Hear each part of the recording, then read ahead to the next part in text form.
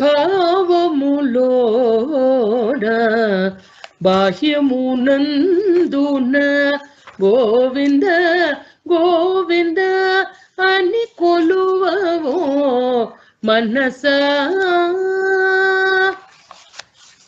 భావంలో బాహ్యంలో కూడా స్వామిని మనం కొలవాలి. అచ్యుతుడితడే ఆదియునంత్యము అచ్యుతుడే అశురాంతకుడు అచ్యుతుడు శ్రీ వెంకటాద్రివాసుడు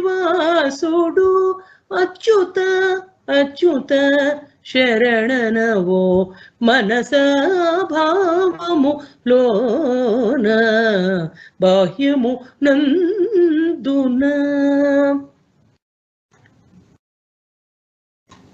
స్వామిది